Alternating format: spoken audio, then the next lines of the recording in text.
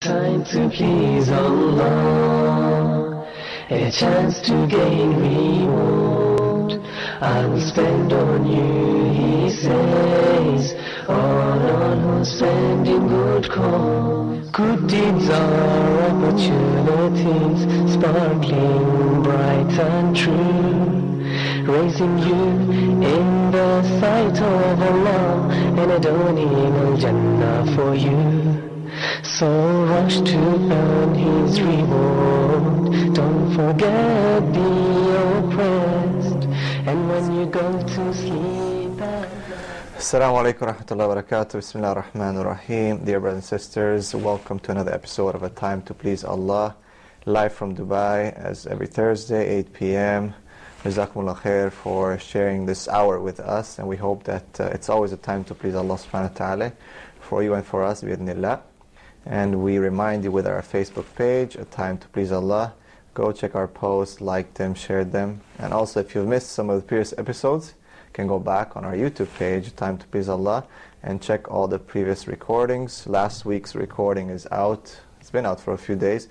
And that's a must, inshallah, bidnillah. If you missed it, Brother Ayad was here with me. And we're discussing about the traps of shaitan. And he really laid it down from the beginning, and how it started with Adam alayhi salam, and how shaitan got into it, and why, and what was the purpose, the reason, and how he promised that he will try to misguide us. So if you missed that, it's a must, bi'idhnillah. So make sure you go back and check it out. For tonight, alhamdulillah, it is a very, very special show. So I think there's going to be a lot of benefit, bi'idhnillah, and not just because of it's something personal, because usually people, by statistics, when they search something on the internet when it comes to Islam, the most popular search will be new Muslim, convert. People like to see or watch convert or revert stories.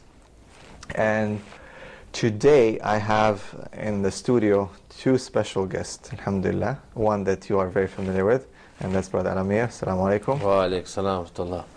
And the other one is Brother Kamal Ismailovich, who is the brother of Al-Amir, the real brother. And Younger brother. But mashallah. Much younger. Cannot see the difference that much, mashallah. And you're younger than me, by the way. Yes, I'm younger than you. And Brother Kamal is visiting us from Canada. Assalamu alaikum. Wa alaikum salam wa rahmatullah. How are you, bro? Alhamdulillah, it's good to be here. Thank you for having me. Alhamdulillah. Okay, so where do we start from? For those who don't know, and probably all of you don't know, that Brother Kamal is, after Allah subhanahu wa ta'ala, alhamdulillah, of course Allah subhanahu wa ta'ala is the one who guides, and the one who chooses, and the one who looks and knows every single heart, and guides people to Islam. And Brother Kamal, though, he is the one who, I would say, first introduced me to Islam in a proper way. And I want to back a bit into my first experience with some Muslims back in WD Low that where we went to. And all I remember is that some people were telling me some weird stuff, And I'm like, yeah, that's it. Yeah, I knew it. Yeah, you confirmed my, my bias that I had against you guys, right? And it was I don't want to say what they said, but it was something quite wrong. And that was like my first, experience with certain Muslims. And then my previous understanding of Islam was that Muslims are, Arabs, Turks, darker people. And that was the first time I've seen Kamal. And at that time, there was no beard. Yeah. I was just Kamal, and, we started, I think we had the computer class together or something like that. A few classes together. Yeah, definitely. We had a number of classes. This is starting grade 9. Grade 9, yeah. Which is the first year of high school in Canada. Yeah. And I was, I think you were in Canada for a while though, right? Yeah, I believe you came in 98. Yeah. And we came in 96. 96, so yeah. You started grade 6. I was in grade 6 at the time. Prince Edward, or where? Prince Edward. Yeah. It was actually supposed to be grade 7, but alhamdulillah, at the end I skipped a grade. Uh-huh. So it worked out for me. I was able to get ahead. Mashallah. But when I came to Canada, I was 11 years old. 11. And then when we met, I believe I was 13, and I think you just turned 14. 15. I just turned, I think either 14, I can't remember exactly. 14 or 15, yeah. Yeah. So I remember Kamal, I don't know, we're talking, and there was other brothers around, or Muslims, Lebanese, and you seem to know their words or their slangs. Like I would hear you say like inshallah and assalamu alaikum. So I was a bit, I didn't know you're Muslim, you know. Oh, you didn't know at the time that I was No, Muslim? because you're a white guy, blue eyes, you look like me, I look like you. You're European, automatically like you're Christian, right? And literally till that point I didn't know that there are actually till 2 years into my Islam, I didn't know there's Romanian Muslims. I didn't know that any such thing exists, that there's a mosque in Romania or anything like that. And I remember when I found that, I was like extremely like happy. I was like, no way, you know. Yeah. So when I saw Kamal first, I was like, you know, and I heard him saying Salaam alaikum and this and that, and it clicked when we went out one time, and I'm gonna, you know. Is your wife watching this show? If she's not, she will later. Okay, so I don't want to censor it too much, but you know. And our mother said she's going to watch the show on Sunday. Okay, I'll pick my words carefully. So Kamal and I started hanging around, let's say, okay? And one time I remember we went to Burger King, and there was some Arab guys with us. And then, you know, everyone's ordering. And then I think someone either offered to get you something or whatever, and you're like, no. You're like, I'll have the fish. And the guy said, I remember very, very, you know, vivid memory that he said, because it's not halal. And he said, yeah. And then I was like, huh? That's when it clicked. When it clicked. Really? This guy, halal? I heard the guys talking, and then I, you know, 1, 2, 3, 4, and then I think, we start talking, and you know, I finally realized that you're Muslim. I was like, how can you be Muslim? You know, kind of thing. And I think I told you one time, like, but you guys used to be Christian before and you were converted. I remember I told you that, something like that, you know, like something very ignorant like that, you know. Doesn't matter, still used to be Christian. Yeah. And I'm like, no, it doesn't matter. You choose your faith, and I don't know. Yeah, because back then you were a devout Christian. You used to practice, you used to pray, you used to wear a cross around your neck. It was a big cross too, I remember. Yeah. I know we didn't initially talk about religion that much because we grew to be best friends. And I remember even, you know, after some time that we got to know each other and so on, we would just spend many hours, you know, hanging out, talking. And at one point I even said, you're my brother. Yeah. That's how close we got. And, you know, you were different religion. Like I said, we didn't really bring religion into it too much. But I just know that we established a really strong bond. Now I have I'm going to come to you in a second, but I have really vivid memories of certain things. I'll forget names. I'll forget certain things. My wife always says, you forget everything, right? But I remember another vivid memory, walking on Erie Street, and it's afternoon. I don't know if we skipped class or something, but it's an afternoon, and we're walking towards downtown or something like that. And I think we were walking from your house, because I remember we were walking to, like, going towards downtown. I don't remember exactly. I think we're going for this, you know, Canada Day, when they used to have the things on the... Oh yeah, like the festival downtown by the river. Exactly. Yes, now I remember.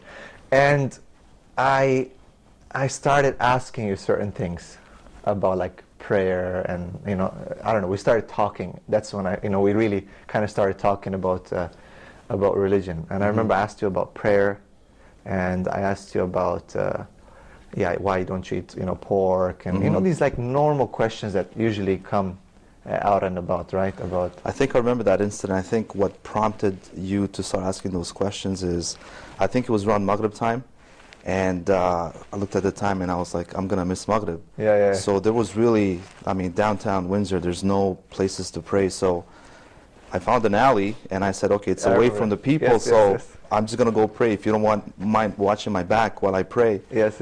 So I went ahead and prayed, you know, a few minutes, and then maybe that's when you started asking those questions. Yeah, that's when I started asking. I saw you praying and making sujood.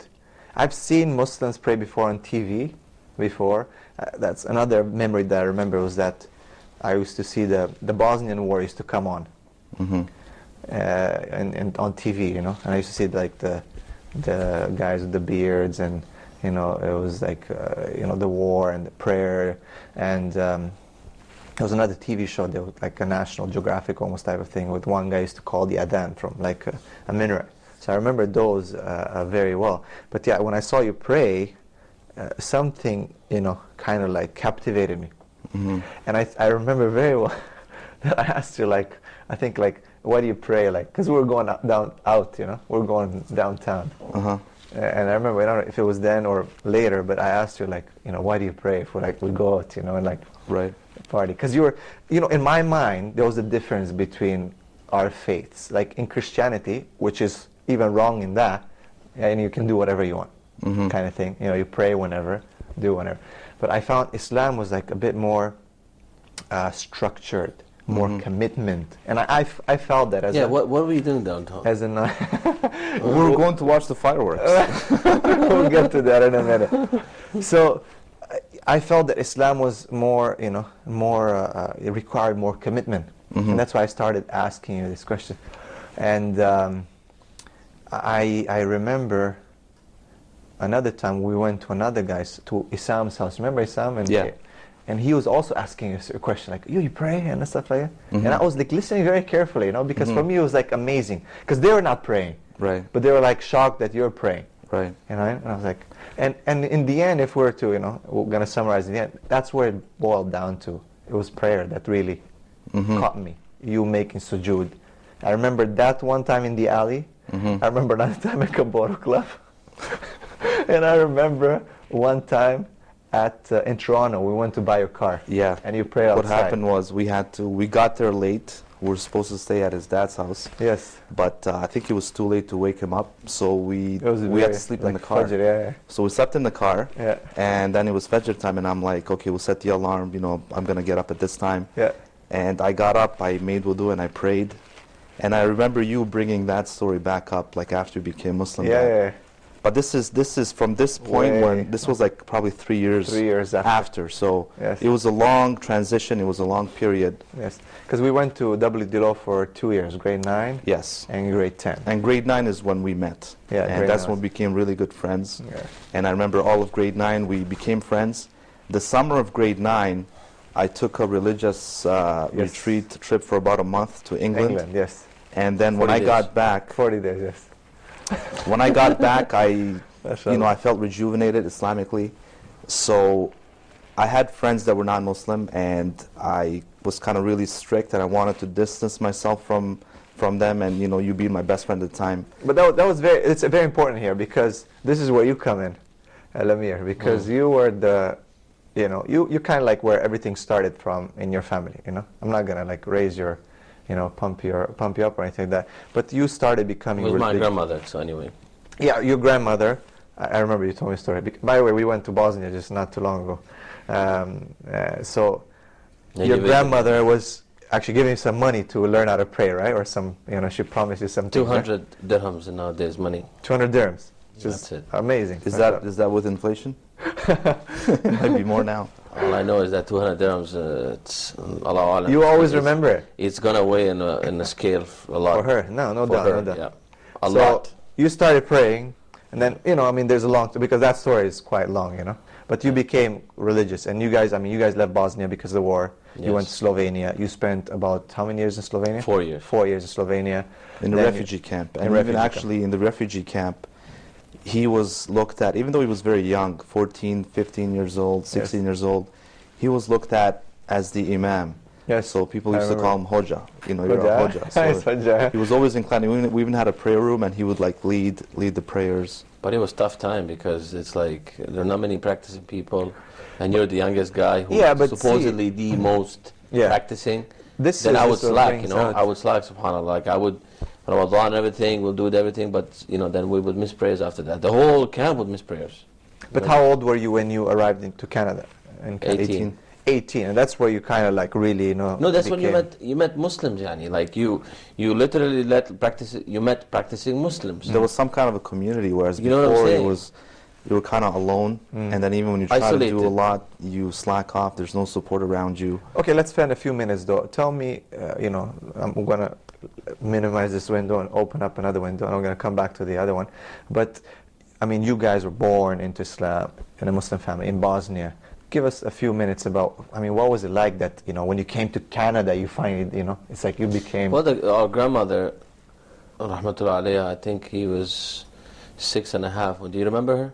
Micah? Yeah, I remember Micah, yeah. She was subhanallah, this is the interesting part. Before the Second World War, okay, she was born 1934. You're very good with yeah, she was born 1934, so she was born about... family tree on, there's an app, all the Ancestry, yeah, I have it. She's born 1934, and she was born in June, so it was like 7 years before the First World War, okay? Well, it came to Bosnia, by the way. 1941 came to Yugoslavia at that time. So, other countries came 1939 and so on. Before that time in Bosnia, there was some conservative kind of Islam, you want to say, not like this slackish, offish type. Okay. Where actually people are practicing, people are praying. Her father ended up going Hajj in 1963 or 65 or 67, I don't know, like mid-60s. Okay. But before that, he was a practicing farmer. And he had all of his kids who were born around her age or before, because he had many kids. They went to a local madrasa. That's fine. So they studied Islam a little bit, superficial, not like madrasa nowadays you think of. But subhanallah, this was actually, this where she learned how to read Quran. SubhanAllah. And then she was 7 or 8, or maybe 9. During the war they were still going. Then after 1945, when the war ended and the communists won, they kicked the Germans out, whatnot, the Nazis, not Germans, the Nazis. Then they, stopped everything. They closed these madrasas down. They removed the hijab. They closed masajid. They stopped people from praying. Anybody who's a teacher, who's in a public office, not allowed to practice deen. So most of the people who were born after that or close to that time, they kind of already lost their deen. Right. But my grandmother, because she was 8, 9, she remembered. Okay, SubhanAllah.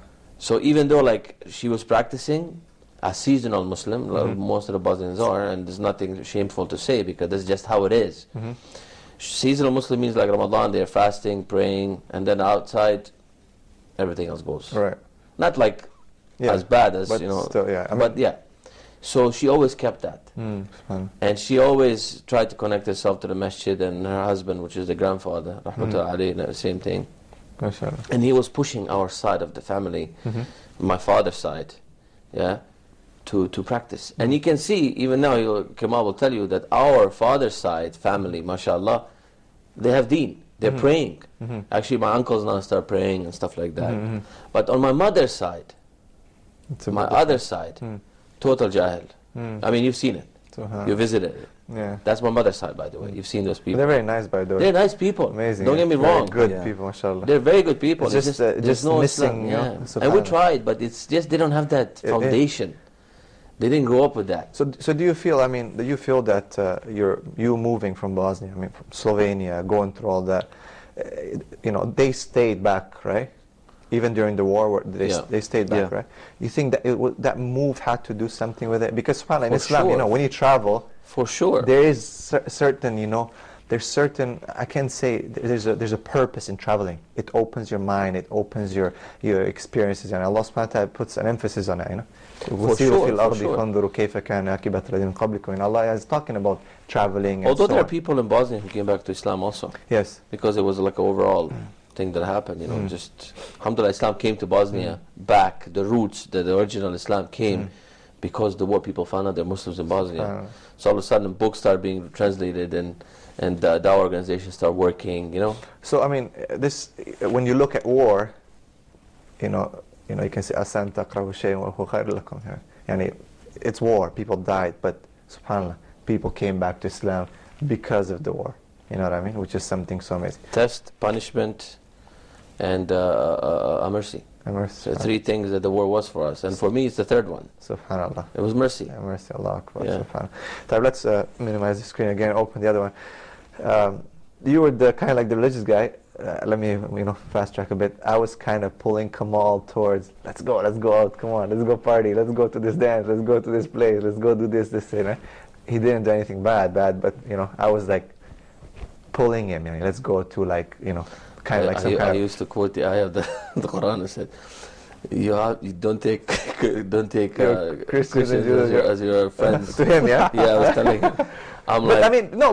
Let's be honest. I was trying to tell him, look, not Christians as friends, more like really close, like protectors, of course. This way, and this I really support that, whether people want to argue or not.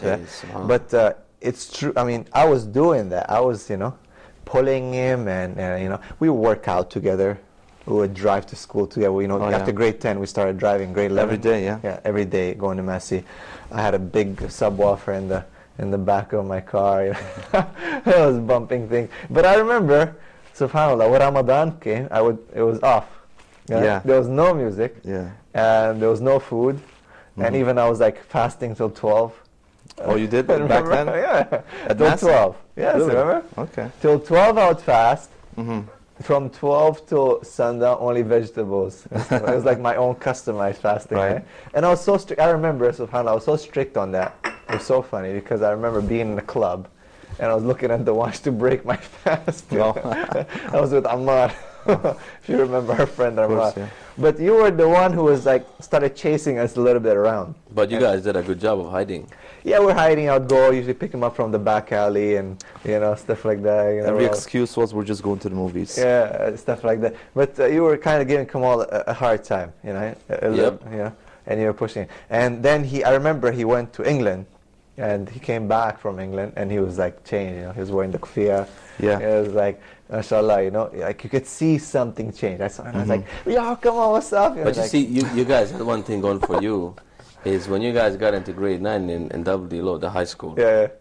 That's when I left the high school. You left high school. Just enough difference in age. Yeah. So I went to university and you guys were in grade 9. But I think if we were at the same time in high school, I would have noticed more things. You were also in WD, right? Yeah. We used to lead prayer there. Yeah. And you used to be playing football, right? Yeah. Yeah, we used to lead the prayer like, you know, the reading time at 1:30 to 2 o'clock, the reading time. I convinced the teachers to let us pray Dhuhr because in winter, Asr finished at 3 o'clock. Yeah. And school is just finished at 3 o'clock or something like this. But you were a good soccer player. Well. And also a good dancer. There's difference of opinion on that one. There's also a good dancer, what I heard, mashallah. I was just telling somebody yesterday, the day before yesterday at work, I said, subhanAllah, no matter how much you memorize a surah or a page or something, if you don't read it a month, you'll forget. 20 years ago, I was, you know, dancing, and you still don't forget. Shaitan, ya akhi, this is like you said last week. I didn't watch the show, but I mean, this is one of those things. Traps you with things like this, and you just like, subhanAllah, it's fit. Okay, we're going to take a little break, inshallah. We're going to come back. I want to talk about when you came back from England. There's some funny incidents. Jazakallah khair. We'll see you back in a few minutes after this break. Please Allah, a chance to gain reward I will spend on you, he says.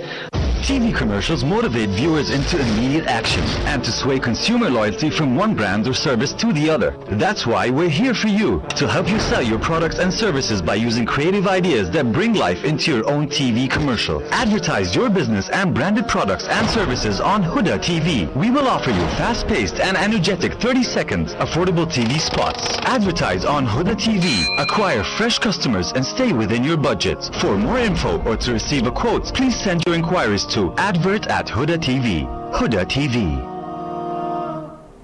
أعوذ بالله من الشيطان الرجيم. قالوا أجئتنا لتأفكنا عن آلهتنا فأتنا بما تعدنا إن كنت من الصادقين. له ملك السماوات والأرض وإلى الله ترجع الأمور. لما رأوه عارضا مستقبل أوديتهم قالوا هذا عارض ممطرنا بل هو ما استعجلتم به. أخا عاد إذ أنذر قومه بالأحقاف وقد خلت النذر من بين يديه ومن خلفه ألا تعبدوا إلا الله إني أخاف عليكم عذاب يوم عظيم. فيهما عينان نضاختان فبأي آلاء ربكما تكذبان. فيهما فاكهة ونخل ورمان فبأي آلاء ربكما تكذبان بلاء فهل يهلك إلا القوم الفاسقون. Sent from Allah to an angel then to man. That man was Muhammad, the best of creation. A time to please Allah, a chance to gain reward. I will spend on you, he said. Bismillah ar-Rahman ar-Rahim. Welcome back. Time to please Allah. If you're just joining us, we are discussing the history of how I came to Islam and how these two brothers, the role they played, Al-Amir and his brother Kamal, alhamdulillah. And we left off when you came back from England. I remember this funny incident. And I saw you, I was like, back in 1999. This is now, yeah. I think, yeah. August. He comes back, I see him on the hallway, and I was like, I was so happy to see him because I didn't see him for like, more than a month, right? So like, come on, what's up, man? I wanted to hug him and give him one, like, one of those, like, high fives or whatever. And he's like, no. That's exactly like that. He's like, no. And you're like, no. I was like, what's up, man? And he's like, it's different now. It's something like that. It was something like, and I was shocked. I was like, what's going on? But I wasn't like insulted or anything. I don't know. Yeah. I remember I was with Saeed. Sheikhuna. Saeed. Yeah, when I got back, obviously I felt rejuvenated Islamically, so I wanted to keep some of my non-Muslim friends away because I felt that was probably number one. Yeah, obviously being my best friend, I felt that was a threat to my iman. Yeah, no doubt. So I did my best. And I was a threat to your iman. Like, let's be honest. Come on, So I did my best, to preserve that, but that lasted only so long. Because it was like it was a boost that I got, but I think it lasted probably for about 3 or 4 months. Yeah, about 3 or 4 months. And I remember because I was talking to Saeed, and I was like, "What's going on?" He's like, "No, I became religious," and he was explaining some things to me. It's not good because you're bad. And I was like, "Yeah." Like I wasn't denying it. I wasn't saying like no. And I remember, I think you were like throwing out your CDs and your games or whatever. Yeah. And I think Mo was like, give it to me or something. I remember this very well. And Mo is Muhammad, by the way. Mo is Muhammad, yeah, but we were like, he was Mo, and there's something before it, another nickname that he went by, but I don't know if I say that. But, and I remember the day that you kind of broke. We were doing it was a project. We started doing a project. For Shakespeare, it was with we had an English class, and we had to do a play together. Mm-hmm. And we went to someone's house for a few hours, and we had to put a play together. Okay. And all I remember is that I was like about to die from laughter, because you were doing some weird dancing. Oh. It was like we had to come up with a scene, and I think it was Romeo and Juliet. Yeah. They made us watch a movie in class, and they had some funny dance moves and dance scenes, yeah. And he used to imitate it very well. And I was dying, and there was some other, people who were with us. And I remember we did that whole scenario where they're fighting or something. It was like a sword fight involved or something like that. And it was very funny. But then we had another project that we did in math or something, or we were studying, and we rented a movie with Jet Li watching at your house, and we're like double riding on the bike. Okay. And that's when I remember something amazing. We had a deal. Do you remember that? Remind me. We made a deal. I said to you, okay, teach me more about prayer and Islam. And you told me, okay, but I want to start going out or something like that. Oh. Do you remember that? I don't remember that. You don't remember that? No. I remember he had a tariya. Yes. And then tariya slowly started disappearing, and then he bought gel in a grocery store. But I'll tell you one thing about gel that I remember very well, because I dropped him when he was getting the gel, and he was like looking for gel without alcohol. Oh. And I remember that very That was well. our understanding, yeah. I had to get one without alcohol. And I was like, yeah, we're like going from store to store. Yeah, it was hard to find. We have to find. We're like, man, why these gels don't come without alcohol? And I was getting pissed off, you know. But yeah, so slowly I corrupted you again a little bit, you know, and that was like our Massey times. But I don't remember you wanting to learn how to pray at that time. I told you about religion. I want to become more religious. I don't know if I said after prayer, but like it was something like I want to learn more about religion. Because I know when we used to hang out, we didn't really talk about religion that much. I know a couple of times that it did come up. We would get into an argument. You would say that that you worship Jesus or something like that, and I would say something like, "How can you believe that Jesus is God? It doesn't make sense." That was when Massey. That was when in grade 11, when we were driving and we were going to some football match because we were both part of the football team. Mm-hmm. We were going to Dominion Dome, the dome. Mm-hmm. We were playing. I remember driving, and we got into that argument in the car. Mm-hmm. And you're like, how can you believe, Jesus is the Son of God or God? And subhanAllah, that hit me really hard because I never really thought about how can, I just, and I think a lot of people don't. You just do it because that's what it is, And I remember that time, you kind of raised this thing in my mind. And then we had to leave Massey. Yeah, so this was after grade 11. Yeah. We had some trouble towards the end of the year. So we decided. Know that? He told me. Yeah. He didn't tell me. He didn't tell for a long time, huh? No, he didn't. He just told me last year. Really? Only last year. So he hid it. I was hiding it from my mom too, I remember, but I don't know. I think my brother told her or something. Oh, okay. Remember? Because those days that were suspended, we're actually going out. You would still pick me up, and we would just go around. It was like vacation for us. So. 10 days did we get, or how much? I think you got more. I think I got. Didn't you get like a week, 5 days, and I got like. I think I got 10 days. 1 or 3 days. Not more than 3 days. 3 days. I think I got 10 days. Yeah, that was. So we were forced to leave. Not forced, but we wanted to leave because we didn't like that school. And at that time, I felt like this was a good opportunity to distance myself again from that crowd because I felt like it was time. And so what happened was you decided to go to this Catholic school. Yeah. And there's many Muslims who go to Catholic schools. Yeah. That's another thing. But I took that as an opportunity to go to a different school, and that's what happened. After grade 11, you started going to your new school. I went to my new school. So our interaction decreased naturally because of that. Yeah. And I remember that's when you started growing your beard. I started growing my beard probably, that was grade 12. 2002. At the very end of that year. Mm-hmm. It was actually that summer. It was Ramadan, I remember. Yeah. 2002. So, yeah. And the year after that, where were you at that time? Were you still in Canada? Oh, yeah. He was at university. Yeah.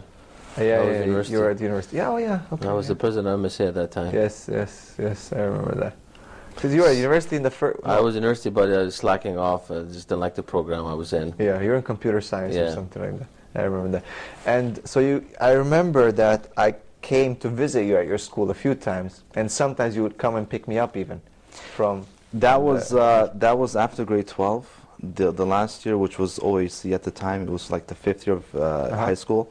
I remember something happened. You didn't have a car anymore. Yeah. And you asked me if I could give you a ride because it was actually on my way. Yeah. And our schools, I went to Herman and he went to St. Joe's, and close. It was maybe a couple kilometers away. So it was very, very, very close. So I said, yeah, no problem. I'll pick you up. So that's when I started getting, more religious, and I would pick you up and we would kind of chat a little bit. Yeah. And you started asking some questions, eventually. And I think I gave you a tape. It was called was the Purpose of Life? Or it was still early. It was still early. No, I think it was something different. Not the Purpose of Life. Something different. Was it Why You Should Be a Muslim? I cannot remember. Could be. Muhammad Adib? Yeah. Maybe. Anyway. So we slowly started talking. Dawood Adib, yeah. So we started talking like that, and eventually I had to buy. Actually, that was after I bought my car. Right. So we met up that summer before the last year of high school. Yeah. We went to Toronto. I bought my first car. Yeah. And I think that kind of that incident. That's when it kind of we started hanging out a little bit again. Yeah. But it was different now. It was much different, and I remember.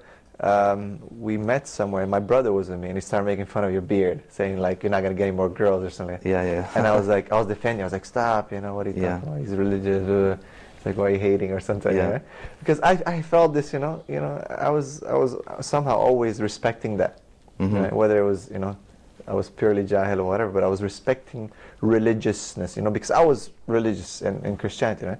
And that's the time in OAC where, I started actually before, it was grade 12, where I started questioning my Catholic teachers, the priests and stuff like that, and asking them questions, and, realizing that, slowly things were matching it. And especially the sujood, there was one thing in my mind that, how come Jesus is described as praying and making sujood, and you're making sujood, the Muslims are making sujood, we the Christians are not making sujood, And I was asking, people, and they're like, just the Muslims pray like that, I'm like, yeah, but Jesus prayed like that.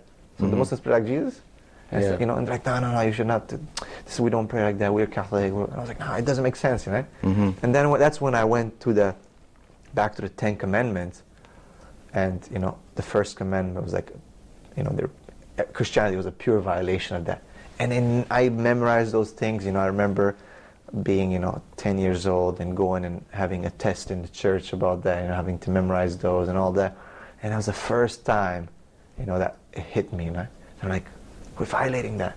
And the whole, I think a lot of people, when they look at Islam, and even Muslims, make this huge mistake of thinking that, your religion, my religion, and this is it, While there's only one religion. There's only one way. And all these so-called religions are deviations from that way. There's only one way. It's Islam, submission to God. And all these other religions are just, as the Prophet ﷺ, he said, this is Sabilillah, subul shaitan. These are the paths of shaitan. He drew a line, and he drew lines from the side. And that's exactly what the other religions are. Now, this is in our understanding and what we believe in 100%, and we can back it up. I'm not trying here to, insult people, whatever. That's not, because people are like, you're talking bad about religion, it's from shaitan. But this is what, the other, because people think that it's always like us and them. It's like, no, we are all the sons of Adam and the daughters of Adam, and God decided for us a way of life to submit to Him. Right. And, different prophets came with the same message. Always, there's only one God. There's never, ever any prophet who came with a different message. And that's what I think clicked in for me a lot. That it's like, no, it's not like us versus them or Christian. It's like Jesus was a Muslim. And what my teachers are answering me is that deviation. We're refusing to pray like Jesus. Why? We're refusing to follow the first commandment of Moses. Why? By the way, when you said Jesus was Muslim, some brothers in America, they bought these ads on buses and billboards and they spent a good amount of money, like $30,000 to $40,000. And they said, "Did you know Jesus was a Muslim?" Yes. And they quote the Quran and all of this. Bro, it created such a backlash. Yes. They started calling in this number. They started trolling. It was like an event in a way, because how can you say Jesus was a Muslim? I heard about this. Subhanallah, how can you say that? I mean, this is something that for them, That's weird. I also heard that some popular dais were trying to convince these guys to take him off, which is very sad, Yeah. Which is quite sad. Anyway. But yeah, to come back to your point, I remember on our trip to Toronto, you were basically summarizing that year that we first year we didn't spend together in high school, and you were saying that you were starting to question certain things in religion. Yeah. So I felt that you were finally opening up, and that's when I kind of started giving you dawah more directly, whereas before it was indirect. Yeah. And I remember even you asking me to write down Surah Fatiha for you, right? Yes, I remember that. In transliteration, in English letters. I wrote it down, and I think because I only did the first semester of that year, and then I was finished with high school, and then you were like taking the bus and you were reading on the bus and trying to memorize it. And I memorized it. It just stuck in my head, I remember that. It just, subhanAllah, I remember that paper was always with me. I had this jacket that I was wearing. I remember that so vividly. Orange jacket. I remember the perfume that I was wearing was Fahrenheit. I remember very well. And I'm sitting on the bus and just reading that paper back and forth, And subhanallah, Allah subhanahu wa ta'ala, He sometimes sends in our way certain tests in our life to almost like bend us towards Him. You know what I mean? And I remember very well there was some weird things going on at the time. I was dating some girl, and I remember she got into an accident with you. She hit your car, right? Mm-hmm. Your cab or something, no? No, my car. Your car, right? On Peary and Giles. And she came to me and she's like, I hit some guy's car, It's a big bearded guy. He's so nice to me. I think he's a Muslim, because she was like, she was Arabic but not Muslim. I think he was Muslim. He was so nice to me, And then, I don't know, like I told you. And I was like, don't worry about it, it's okay, it happens. Yeah. I had an older car. I mean, what am I going to do now? It's like no, but she was like, I can't believe that, he let me go. He's such a nice guy, And I remember you had a sticker on your car. Allah is only a prayer away. Yeah. Right? Am I right? I remember this very well. I had two stickers. I forget the other one was. I bought it and I put it as a dawah thing. Yes, I remember that. I remember this very, and it was like, I think it was a Buick or something. Yeah, Buick Park Avenue. It's huge. Yeah, so subhanallah, but going back, I remember that I actually, she kind of pulled me away a little bit from Islam.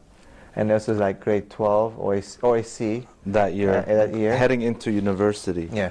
Because I was very close, because I remember that time, grade 11 and grade 12, I used to take some books out from the library about Islam. What's the lesson here?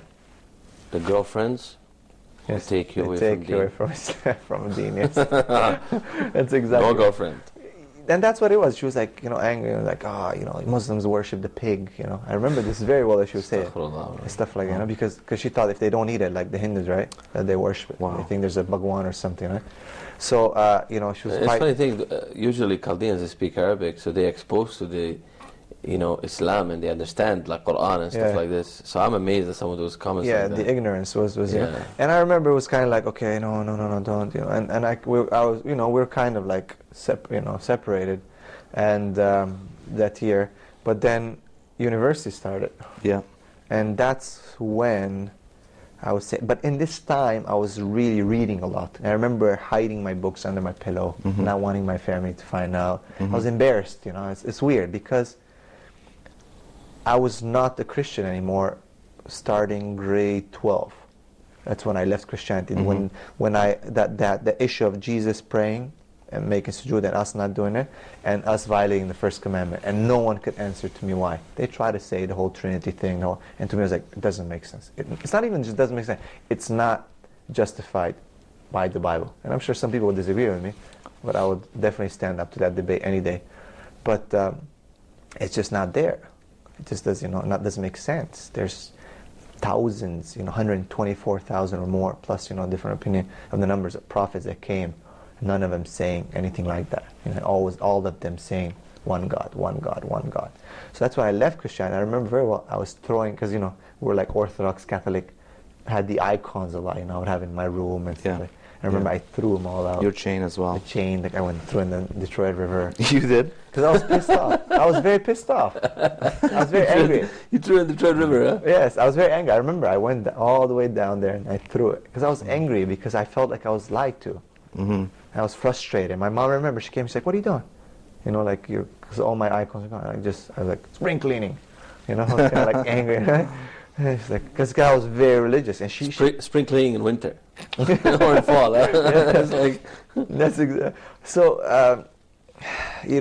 so I was without religion. And I remember in grade 12 even, at the, OAC, without any religion.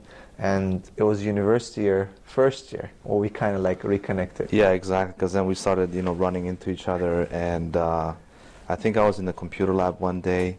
And you were talking to me. What are you looking at? Yeah. I was watching something. Yes. And it was this flash presentation about. Ahmed Bukhatir. Yeah, with one of his first nasheeds. Where is he? From Sharqa. From Sharjah. It was, that flash presentation about life, death, and last so breath. On. Last breath. Last breath. Yeah. So I remember you saying that kind of touched you a little bit. Yes, and I wanted, I was like, I was reading, and I told you I want to learn how to pray or start, learning about Islam again. So you started coming with me to the prayer hall, the masjid, Cody. And I remember this funny incident where we went to Dominion Mosque. Yeah. This was around Ramadan. Yeah. And so Gabriel started even praying a little bit. You know, he would come to the mosque. He was not a Muslim at the time, but he even would come and pray Taraweeh.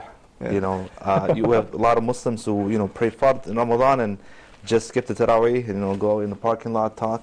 But he was actually there as a non-Muslim, praying, you know, Taraweeh, and being actually, you could see the concentration in his face.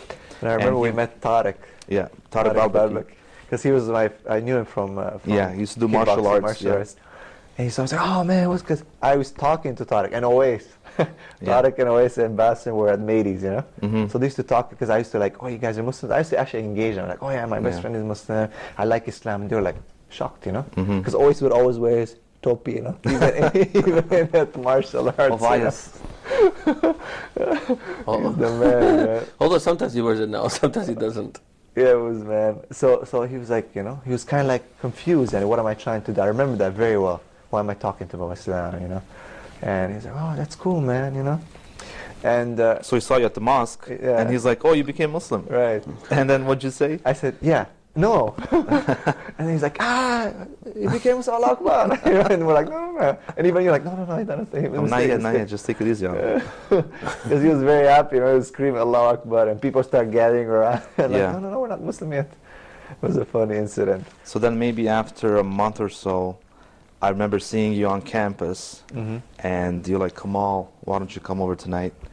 I have some news. And I had a feeling like this was the moment. So, you know, just to bring you back, this is probably 5 or 6 years after we initially met. Yes. You know, we're best friends on and off. And then finally, you know, he said, okay, I'd like to meet you. But before that, actually, I remember one time when you came to the prayer hall and you were praying, and I remember like making like some really hardcore dua. MashaAllah. And I was basically begging Allah, like, this man here is so close, just please guide him. Allah. And I don't know if I ever shared this with you, but and shortly after that, subhanAllah, that's when it happened. And you invited me to your house. I came over to your house. You had a roommate at the time. No, he was studying with me, some guy. Right. And you were like, let's go outside for a walk. Yeah. And you broke it down. You said, you know, basically summarized what's happened, and you said that you're finally ready. And I just remember that up to that point, probably, you know, the happiest day of my life. Yeah.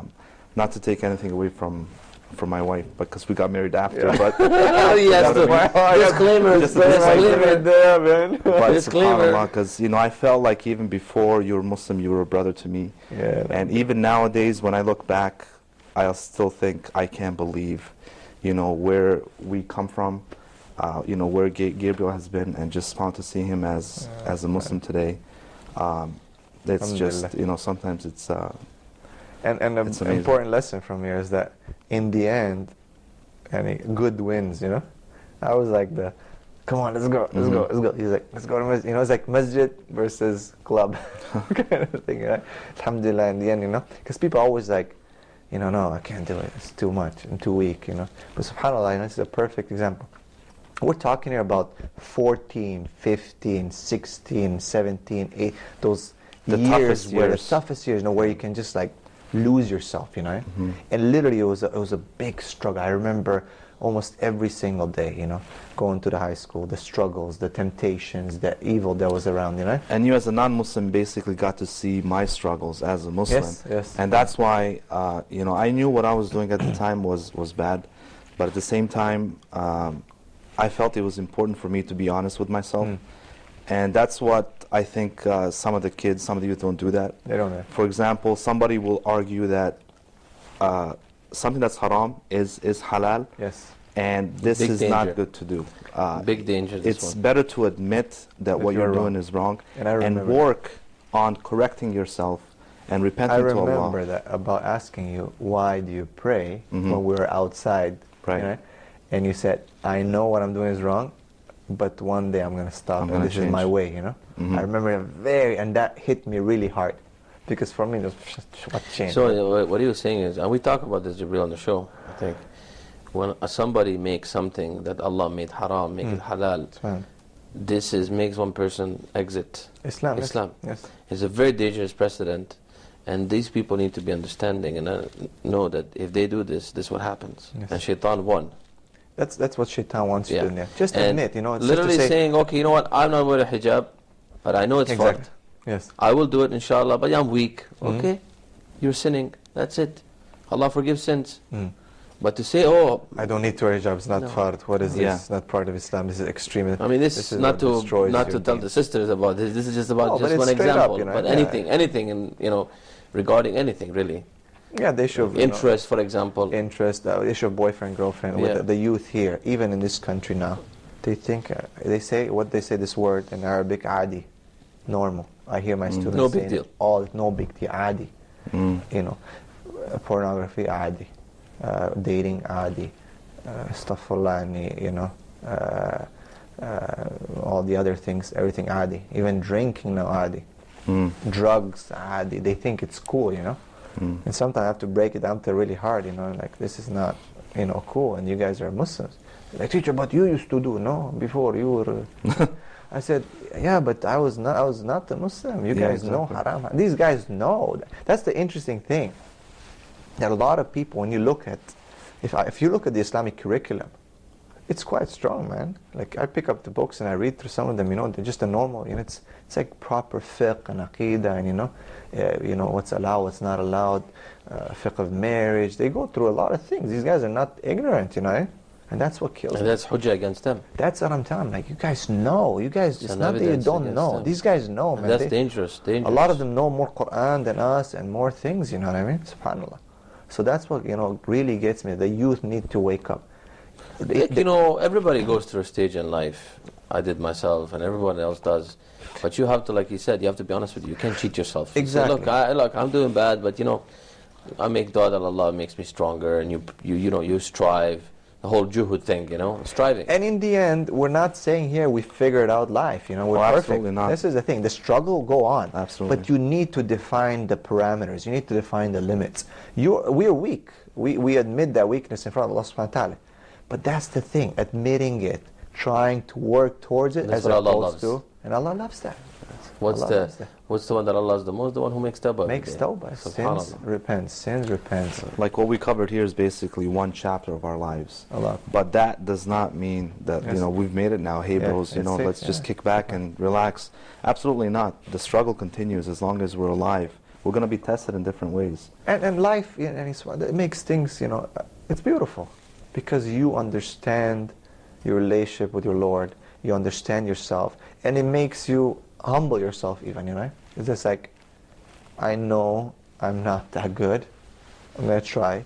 And that's where, when you realize that, it kills kibr. You can't have kibr. If you have kibr, it just shows that you don't admit your sins, you don't realize that. And, a person makes tawbah, there's just no room for kibr.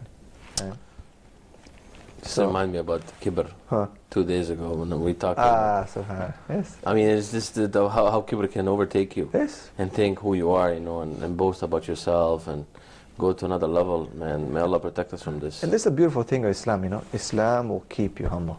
Just practicing. Like, it's not some kind of there's humbleness that Allah subhanahu wa ta'ala puts in a person that's becomes his nature. And there's humbleness that is learned. You learn to behave humble. A lot of people need to understand that behavior in Islam, there's something that comes natural. Allah subhanahu wa ta'ala gives them like that they are, these servants of Allah subhanahu wa ta'ala that you just, it's in their nature, And they're not too many of them, But the general people, we teach, we learn from our Islam how to behave, and we force ourselves, we push ourselves. And it's not there. People need to make distinction between fakeness and a genuine struggle to reach that higher, intent, to reach that higher, achievement in your life, that you try to humble yourself, It's an exercise. It's something so beautiful, It's something that you struggle. It's something so, amazing, so loving, so deep. And you push yourself and fight against your desire to allow you to be something that, even that you're not, you know what I mean? To become, in the other side, where you have kibr and all those evil things, those are also learned. People need to understand that, you know. So, subhanallah, Islam is not some fake piety. You know, Allah subhanahu wa ta'ala knows what's in the heart. But really, it's a genuine struggle to get closer to your Lord, to come closer, you know, to Allah subhanahu wa ta'ala, to know yourself better, to know your sins, and to repent to Allah subhanahu wa ta'ala. And this is what, subhanallah, you know, we learn from our deen, and I think it's just so beautiful. So to go back, do you want to start talking about after you became Muslim? We have 2 minutes. 2 minutes till the end of the show? Yeah, maybe you can, inshallah, give us... Just quickly, you know, after you took your Shahada, I know you were struggling with certain things in your life. Yes. And as usually you Muslims do. Yes. And I remember you asked me some questions, and I said, just don't worry about those things right now. Just take it easy. Because you as a new Muslim, it's very delicate. You don't need to worry about those things right now, because you need to establish your foundation first. That was my, girlfriend, whether I should, leave or not, or is this allowed? And I remember that was very smart of you, because I was like, but I was very... Did you ask me, like, is it haram to have a girlfriend? Or brother, it's haram, brother, what are you doing? But he didn't tell me that. He said, don't worry about it right now. SubhanAllah, which is amazing. It's like in the masjid, I think if you would have told me it's haram, I would have been like, well, yeah, cool, But other people are not like that. Again, I think I was quite like, on it, Then we have that issue in our masjid in Windsor, where the brothers used to come. We had a lot of new Muslims, by the way, in 2003, 4, 5, and they would come in, they make wudu, and they're doing that. Brother, that's not how you make wudu. Yes. You have to... who are you, man? Yeah. You're not... But subhanAllah, there's something with like somebody that becomes Muslim, like a new Muslim, there's a certain thing that's really hard for them to understand. Like maybe in your case, it was, the girlfriend aspect. But remember Brother Kevin, I remember him asking us the question, what about music? Is that allowed? And Kevin, used to be a DJ. Yeah. So we said, don't worry about that right now, because that was something that was really close to him. And but subhanAllah, after some time, on his own, he stopped. And that's exactly what happened. So you just, a new Muslim needs to have some time. That's the thing. It's at the end it comes to Tawheed. Yes. Go back, understanding who Allah is. Yes. Why we need to worship Him. Yes. What it requires, and then you will get it. Like the hadith of Aisha, right? That best summarizes it. Like when she said that if the first verses revealed was stop drinking alcohol, stop committing adultery, everybody would say we don't want to have anything to do with that. But the first verses were talking about Allah, talking about Jahannam, Jannah. It softened the hearts to the point where people left that by themselves. SubhanAllah, amazing. We're done. SubhanAllah, time's up. It was very amazing to just remember that, to see you guys here face to face, SubhanAllah. And I pray that Allah subhanahu wa ta'ala makes this as a very beneficial for our viewers, that you could find something to relate to in this story, inshallah. And I'm sure everyone has their own story. There's many new Muslims, alhamdulillah, and their stories are very inspirational. But again, remember, for those new Muslims, for those people who are committing to the deen, Allah subhanahu wa ta'ala says, حَسِبُ النَّاسَ أَن يُتْرَكُوا أَن يَقُولُوا آمَنُوا فَهُمْ لَا يُفْتَنُونَ. And do people think that they'll, just say we believe and they'll be left alone? Allah subhanahu wa ta'ala will test them. And the test comes after. When you commit to Islam, this is when the test comes. Jazakumullah khair, Kamal and Amir. Inshallah, we'll see you guys next Thursday. A time to please Allah on Huda TV. Assalamu alaikum wa rahmatullahi wa barakatuh. Assalamu alaikum wa rahmatullahi wa barakatuh. Time to please Allah, a chance to gain reward.